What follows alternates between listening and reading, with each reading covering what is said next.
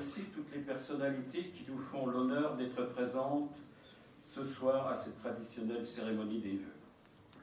Monsieur le ministre, président de la métropole, André Rossini, Monsieur Laurent Hénard, ancien ministre, maire de Nancy, Monsieur le sénateur Jean-François Husson, Monsieur le sénateur Philippe Lambert, Monsieur le député Laurent Garcia. J'ai aussi Madame Véronique Billot, vice-présidente du conseil départemental, qui représente le président du conseil départemental. Madame Sabine Lemaire Asfen, conseillère départementale. Monsieur Luc Bensinger, conseiller départemental, maire de Saint-Nicolas-de-Port. Messieurs les conseillers départementaux, sauf qu'il n'y en a plus qu'un, puisque l'autre est, je crois, couché ce soir. Il nous reste Éric Pensafini, maire de Saint-Max. Madame Marie-Christine Leroy, maire de Dommartemont. Madame Michel Piccoli, c'est pareil, est souffrante. Messieurs les maires, Pierre Boileau, premier vice-président de la métropole, maire de Ludre. Alain Boulanger, maire de Fléville-devant-Nancy. Didier Sartelet, maire de Hélicourt. Michel Canda, maire de Saulx-sur-les-Nancy. Jean-Pierre Urtault, maire de Jarville. Et j'ai oublié Malika Dati, vice-présidente de la métropole. Je crois que j'ai... Est-ce que j'ai oublié quelqu'un? Et je salue la présence de Madame Anne Valton, ancienne maire de Mouton. Ah, bien. Bravo. Mesdames et messieurs les élus municipaux, Monsieur Jolibois, qui devrait pas tarder à arriver, directeur départemental de la sécurité publique, Monsieur le commandant Nicolas Bouvier, qui représente le SDIS et qui commande la caserne de Vendœuvre, je crois. Monsieur Pierre Stussy, directeur général des services de la métropole, Madame France Bernise de la trésorerie de Vendœuvre, Monsieur Pascal Taton, directeur de Scalène, Monsieur Jean-Marc Vinclair, inspecteur de l'éducation nationale, Mesdames et Messieurs les directeurs généraux des services des communes, Mesdames et Messieurs les présidents d'associations, Mesdames et Messieurs les enseignants, Mesdames et Messieurs les commerçants, industriels, hôteliers et artisans, Mesdames et Messieurs, dans vos grades et qualités, Mesdames et Messieurs, chers amis, et donc aussi j'ai les excuses de Madame Valérie Debord, vice-présidente du conseil régional, Monsieur Serge Bouly, maire de la ville de Nancy, et Madame Laurence Vizère, maire de Laxou, représentée par Dominique Leca. Pour les vœux de 2010 sujet, les difficultés des maires des petites villes de moins de 2500 habitants. Et puis, le matin du jour de Noël, j'ai trouvé dans ma boîte aux lettres un courrier qui m'a surpris.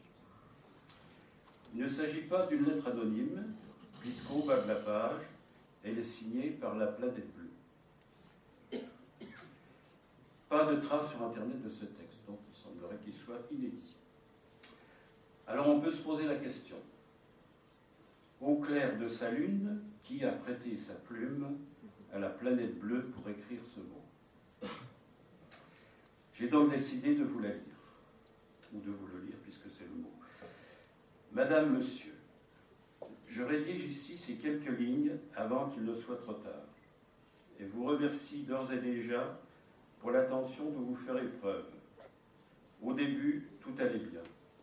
J'étais joyeuse, heureuse d'être aussi belle et multiple. Dans chaque contrée, je pouvais m'épanouir et devenir parfois exubérante. Puis j'ai rencontré cet homme. Une passion fulgurante est née. Il ne pouvait plus se passer de moi. Il me vénérait, oui, parfois. Il disait que, sans moi, il ne pourrait pas vivre, que j'étais sa raison d'être, qu'il m'aimerait jusqu'à la mort. Je le trouvais peut-être un peu excessif, mais je le croyais. Erreur. Année après année, la passion s'est transformée. Il a d'abord prononcé des paroles choquantes. « Tu m'appartiens, je fais ce que je veux de toi. Tu n'as rien à dire. Et ma vie a changé. Il a commencé à m'exploiter. Donne-moi ci, donne-moi ça, je vais te rendre meilleur. Il m'a égratigné. J'ai tenté de réagir, de le ramener à la raison, en vain. Il m'a frappé, il m'a creusé, il s'est acharné sur moi. Il disait « Tes richesses sont infinies et je les veux toutes ». Cet homme était aveuglé par l'argent, par le pouvoir. Il s'est battu contre d'autres hommes pour les garder, pour les accroître. Il a fait de nombreuses guerres, obsédé par ses biens et son territoire. Il a vendu tant d'armes froides pour tuer et assassiner. Il a fait des millions de victimes que tentaient simplement de vivre à mes côtés. Il a éradiqué tant d'hommes, de femmes, d'enfants. Pourtant, cet homme pensait être sur le bon chemin. Il avait inventé et construit tellement de belles choses. Il parlait de merveilles, parfois de génie. Sa science et sa technique ont permis de nourrir, de soigner, de protéger et même de rendre heureux ses semblables. Mais il a perdu la tête. Il lui fallait toujours plus et toujours plus vite. Il a inventé la croissance infinie. Il a inventé des machines pour me détruire, des robots pour le servir, des ordinateurs puissants et l'intelligence artificielle pour asservir les électeurs, travailleurs, consommateurs, dont il connaît la moindre parcelle de vie privée. Il m'a sali, il m'a souillé, il m'a pollué. Il se sert de moi comme d'une matière première. Il me perce là où il veut du fer, des métaux précieux et des terres rares. Il m'extrait des matières fossiles pour faire tourner ses usines ou ses engins sur les routes. Il coupe mes forêts pour y planter des céréales modifiées et nourrir son bétail qu'il élève sur d'autres terres rasées. Il dit qu'il le faut bien pour alimenter le monde. Il ne voit pas que j'ai de la fièvre, que je m'épuise, que j'étouffe. Il ne voit pas que le temps se gâte. L'orage gronde, l'ouragan menace. Il ne voit pas que les animaux disparaissent, les espèces s'éteignent. Il ne voit pas que les autres humains s'épuisent au travail de sa croissance et au rythme forcé de la surconsommation. Il ne voit pas que les autres humains étouffent dans les villes sous les gaz à effet de serre, les oxydes d'azote, les particules fines, les ondes électromagnétiques des antennes, les nanoparticules, le bruit et la publicité. Pendant que ceux des campagnes s'asphyxient de pesticides et d'engrais. Pendant que tous s'empoisonnent en buvant de l'eau, additionnée de métaux lourds, d'agrochimie, de produits plastifiants et pharmaceutiques, s'intoxiquent en mangeant des aliments ou des denrées ultra transformées, trop sucrées, trop salées, trop grasses. Cet homme me tue à petit feu et court au suicide. Mais la folie, sa nouvelle passion, lui tourne la tête. Il sera encore temps de s'adapter, dit-il. Tu l'as toujours fait, tu es la meilleure. La folie lui chuchote à l'oreille qu'il est le maître du monde, qu'il est puissant, qu'il m'a déformé à son goût, preuve de sa virilité et de son invincibilité. Il ne lui manque que l'immortalité et il y travaille activement dans ses laboratoires. Il sait déjà guérir beaucoup de maladies, même graves, comme certains cancers qu'il a provoqués d'ailleurs. Il sait changer des organes, créer des clones et manipuler des gènes. Il a cette fascination de repousser toutes les limites, comme celle du temps et de l'espace, quand il voyage sur moi, ou jusqu'où ira-t-il, quand cessera-t-il. Hier, j'ai rencontré une autre espèce d'humain, un groupe d'humains qui me souhaite une vie éternelle, qui est prêt à me préserver par de petits gestes quotidiens, à me défendre par de petites actions ou de grands actes, qui marchent pour moi et le climat. Des gens qui m'aiment et qui ne veulent pas mourir aujourd'hui. Ils sont de plus en plus nombreux. Ils sont partout. J'espère que vous faites partie de cette seconde catégorie d'humains. C'est la seule issue, la seule urgence. J'espère que vous arriverez à convaincre ceux qui ne croient pas que nous sommes tous en danger. Je compte sur vous. Cordialement, votre planète bleue. Voici un texte dont, après une COP 24 mitigée, qui doit nous interpeller et nous faire réfléchir sur l'empreinte que nous laissons chaque jour derrière nous. Espérons que dans les programmes des candidats aux prochaines élections européennes figureront des actions pour lutter contre le réchauffement climatique, Une Europe forte dans ce domaine pourrait faire réfléchir les grands récalcitrants sur l'accord de Paris. Voilà, c'était le courrier que j'ai reçu, je ne sais pas de qui. Bon, mais je l'ai lu.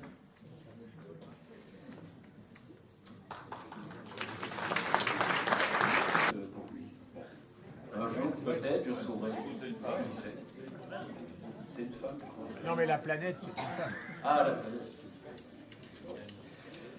Alors, passons en revue les grands projets en cours. En première position, la construction du groupe scolaire. Il s'agit du regroupement des écoles maternelles et élémentaires et de la cantine à côté de la salle Omnisport.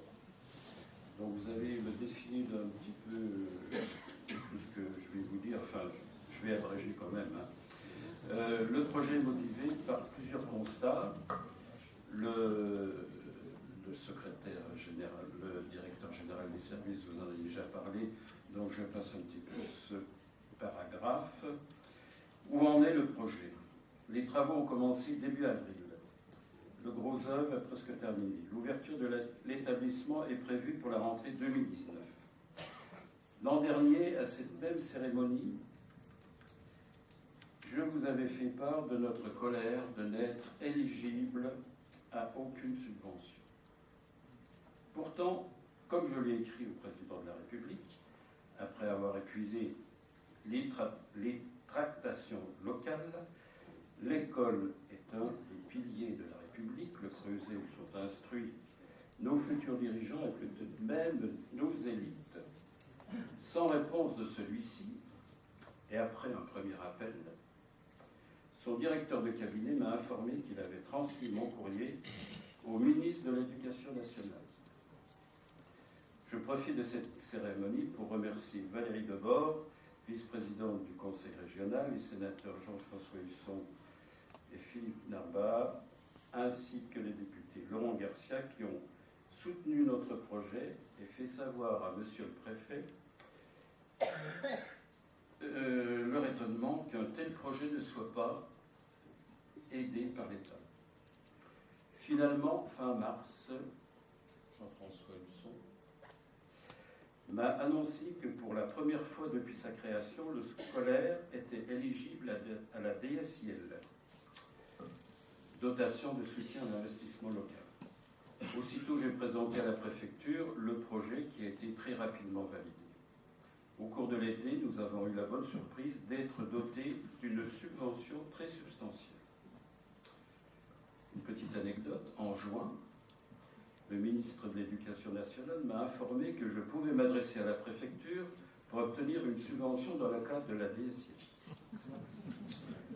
Trop tard, c'était déjà ça. Autre projet étalé sur 2018-2020.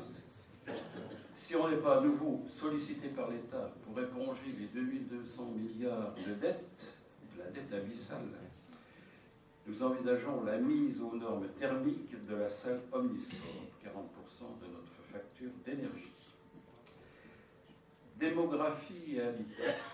L'INSEE vient de nous communiquer pour donner suite au recensement de 2016, la population à prendre en compte au 1er janvier 2019, 2214 habitants, soit une baisse de plus de 300 habitants. Pour traverser cette tendance, nous avions l'intention, parallèlement à la construction de l'école, de créer une nouvelle zone d'habitat. Cette création n'a pas pu voir le jour par suite du retard pris par la publication du PLU intercommunal. Aussi, en concertation avec le service d'urbanisme de la métropole, nous allons présenter une déclaration de projet qui pourrait, si elle est acceptée par les services de l'État, nous permettre de lancer ce projet. Un mot sur la mobilité. Depuis le 1er janvier, la délégation de services publics de transport STAN a été attribuée à la société Keolis, dont ses dirigeants sont parmi nous, je crois, ce soir. Prochainement, ils nous présenteront les modifications et améliorations qu'ils comptent mettre en place le 1er septembre. En 2018, à l'occasion du 150e anniversaire de la création de la ligne Vézelise, nous avons inauguré le parking de la gare. La fréquentation à la fin de 2018 a augmenté de 24% par rapport à 2017. La borne de rechargement pour les véhicules électriques a déjà quelques utilisateurs. Un distributeur de type de transport vient d'être mis en service. Dommage que la régularité du trafic soit encore peu satisfaisante. Mon cher collègue de Ludre, de Jarville. Et donc dire, les hauts de montée sont attachés à leur gare. Et leur crainte est de la voir disparaître. Alors, comme l'an dernier, je préviens, touche pas à ma gare. Venons-en aux principales réalisations de 2018. Toute réalisation est bien sûr fonction des lignes de crédit que Daniel Bigerel, adjoint aux finances, veut bien ouvrir. Dans les domaines scolaires et périscolaires, sous la responsabilité de Pascal Gérard, première adjointe, maintien des classes de neige, retour à la semaine de 4 jours, l'aménagement du temps de l'enfant AMTE est relancé. Réflexion sur l'aménagement de la future école et sa cantine. Dans le domaine associatif et de la solidarité internationale, sous la responsabilité de Abraham Zassiama, relations avec les associations et le village que nous soutenons au Mali. Dans le domaine de l'accessibilité, troisième tranche des ADAP, cheminement autour de la salle des sports, garde-corps, mise aux normes, accès de l'église. Dans le domaine de la sécurité du domaine public, essai d'une caméra lectrice de plaques minéralogiques à une entrée de ville, qui fera donc notre 12e caméra. Domaine divers, isolation de la façade est de la toiture et de la mairie. Achat d'un véhicule, réfection de 2 cours de tennis, remplacement de la toiture de l'école maternelle, remplacement de l'alarme de la mairie, rénovation des toitures du kiosque et du garage de la Ronchère, la restructuration du cimetière continue avec le relèvement de plusieurs tombes et la mise en place d'un logiciel offrant une gestion plus facile. Travaux exécutés par la métropole, suivi par Claude Marchal, adjoint à l'urbanisme. En dehors des travaux d'entretien réguliers, on note la réfection d'une partie de la rue du Poncel, la réfection de l'avenue des Peupliers sur la zone d'activité, et toujours sur la zone d'activité, la première tranche de la restructuration de la rue des Érables,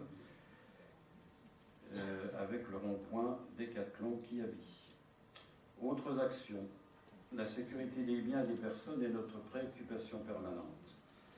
Les cambriolages et les dégradations, bien qu'ayant diminué en 2018, sont encore trop nombreux dans notre commune. Les patrouilles de la police nationale, que je remercie ici, et de la police municipale, qui est couplée avec celle de Fléville, lesquelles je remercie, ne suffisent pas pour baisser le taux de ces délits et des incivilités sur notre territoire. C'est pour ces raisons que nous avons créé en septembre 2014 le dispositif Voisins solidaires et attentifs, porté par Paul Mougel. Il vise à diminuer les incivilités et cambriolages dans le quartier et renforcer la solidarité entre voisins. Les 5 quartiers sont maintenant opérationnels, ce qui mobilise 42 correspondants répartis sur 24 secteurs, 690 familles adhérentes sur 850 foyers. Dans le domaine du développement durable, sur la responsabilité de Paul Mougel, adjoint au développement durable, en matière de biodiversité, nous avons obtenu le label Apicité. 2 abeilles sur 3, grâce au dynamisme des ruchers ou de montée. Reconduction de la 3e fleur avec le coup de cœur du jury régional. Le sentier de l'Arboretum à la Ronchère. Fleurissement durable, 6 années sans pesticides.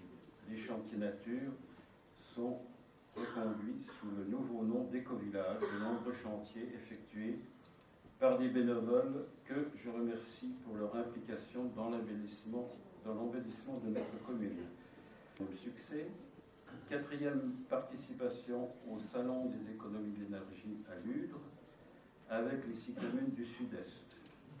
Troc au plan, jardin partagé, une nouveauté 2018 très appréciée, le lancement du repère café. Je n'oublie pas le marché fermier sous la responsabilité de Carole Lamas, qui a lieu tous les 1er et 3e samedis du mois, où l'on trouve des produits de la ferme en circuit court. Je n'oublie pas non plus de remercier les bénévoles du concours des Maisons Fleuries. Dans le domaine des fêtes, sous la responsabilité de Maurice Petrolio, toutes les fêtes ont été reconduites en 2018. La chasse aux œufs à Pâques, le 8 mai, la fête de la rhubarbe, le 3e dimanche de septembre, la brocante couplée avec la nouvelle fête patronale, et le jeudi animé par l'ARPA, le marché de Noël fin novembre, la Saint-Nicolas. Soutien aux animations des associations, le vide-grenier et le loto. Dans le domaine économique, la zone commerciale de Houlmont est toujours classée 2e de l'agglomération et sa zone hôtelière est également 2e de l'agglomération et du département. Nous avons de nombreux contacts avec l'association Nancy Porte Sud dans divers domaines qui intéressent les commerçants industriels, hôteliers et les PME. Développement durable, transport, aménagement de la zone. Nous appuyons sur le PDIE, plan de déplacement interentreprises, la commune et l'association Nancy Porte Sud, avec ses 5300 salariés, travaillent ensemble pour informer et inciter les salariés à utiliser le train au lieu de la voiture. C'est l'occasion de faire un petit zoom sur l'association Nancy Porte Sud avec l'ouverture de la toute nouvelle crèche interentreprise de 22 lits. Dans le domaine de la solidarité, sous la responsabilité de Clotilde Cochet, adjointe au social, les actions du CCAS sont malheureusement en augmentation. Aide aux familles, aide et suivi des personnes âgées ou isolées, soutien aux handicapés, cadeaux de naissance, actions caritatives, mise à disposition de taxis, repas du CCAS, conférence sur la santé, brevet de secourisme, 6 communes pour l'emploi, opération défibrillateur, rencontre intergénérationnelle. Merci aux membres du CCAS et au SVP. Dans le domaine de la culture, c'est la dernière page. Sous la responsabilité de Yves Fleischmann, en collaboration avec l'Office du tourisme de la ville de Nancy, a eu lieu en été, un soir, une commune. Dans le cadre des Tréteaux d'octobre, avec la participation du Théâtre des Sources, nous avons pu apprécier 4 pièces de théâtre. En novembre, une soirée lecture apéritif à la bibliothèque avec la compagnie Incognito. J'en profite pour remercier les bénévoles de la bibliothèque. Je vais adresser maintenant mes remerciements à l'ensemble du conseil municipal, adjoints, conseillers délégués, conseillers municipaux, pour leur grande implication dans tous les dossiers que j'ai évoqués et leur assiduité dans les commissions. Une équipe au service de la population. Remerciements également au personnel communal, administratif, technique et à la policière municipale pour leurs compétences et leur application dans les tâches qui leur sont confiées. Les mêmes remerciements vont au président de la métropole, au vice-président et au chef de service pour leur écoute et au personnel de la métropole qui interviennent plusieurs fois par semaine dans notre commune. Remerciements également aux enseignants qui ont la lourde tâche d'instruire nos enfants, aux présidents de nos associations sportives et culturelles qui contribuent à animer la commune, aux bénévoles qui apportent leur concours dans tous les secteurs d'activité de la commune. Pour finir, je vous présente à vous et à vos familles tous mes vœux pour l'année 2019, santé, prospérité et de réussite dans tous vos projets. Merci pour votre écoute.